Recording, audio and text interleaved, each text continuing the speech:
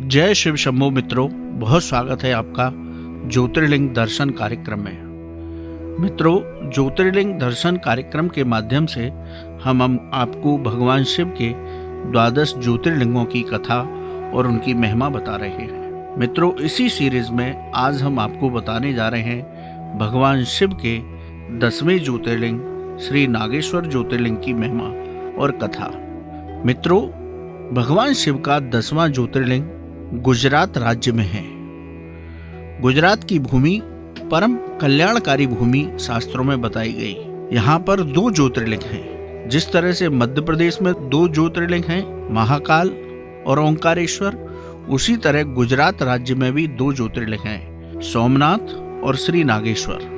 द्वारिकापुरी से 17 मील की दूरी पर श्री नागेश्वर ज्योतिर्लिंग स्थापित है। मित्रों, इस ज्योतिर्लिंग की प्रकट कथा एक भक्त से जुड़ी हुई है। कथा के अनुसार सुप्रिय नाम का एक धर्मात्मा और सदाचारी वैश्य था। वह भगवान शिव का अनन्य भक्त था। वह भगवान शिव की पूजा आराधना में हमेशा लीन रहता था। उसी जगह पर दारुक नाम का एक राक्षस था। उस राक्षस को शिव भक्ति प्रिय नहीं थी। वह किसी तरह का भजन पूजन करने वाले व्यक्ति को मार देता था। सुप्रिय भगवान शिव का अनन्य भक्त था।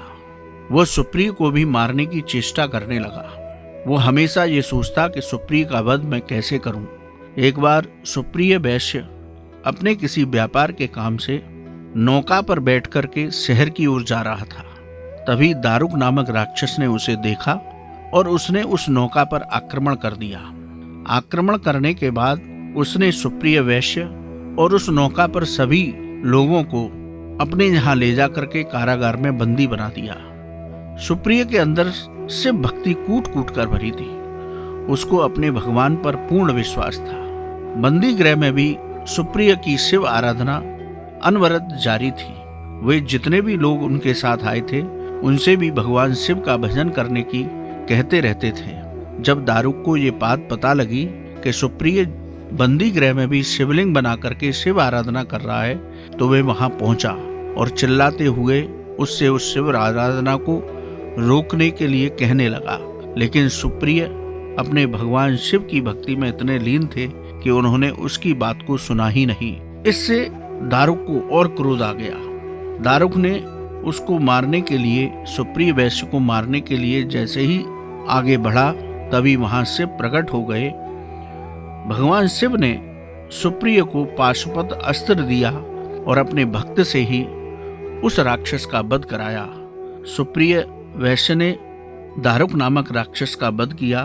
भगवान शिव के इसी ज्योतिर्लिंग को भगवान शिव ने स्वयं नागेश्वर नाम दिया। इसीलिए भगवान शिव का 10वां ज्योतिर्लिंग नागेश्वर ज्योतिर्लिंग के नाम से प्रसिद्ध हुआ। शास्त्रों में इस नागेश्वर ज्योतिर्लिंग के दर्शन की विशेष महिमा बताई गई है।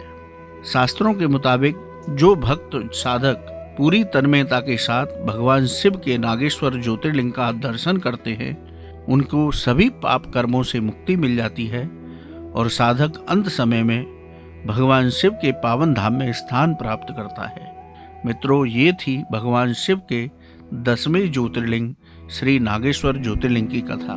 मित्रों, आप अनवरत हमारे साथ जुड़े रहिए। हम आपको भगवान शिव के 12 ज्योतिर्लिंगों की कथा और महिमा सुनाते रहेंगे।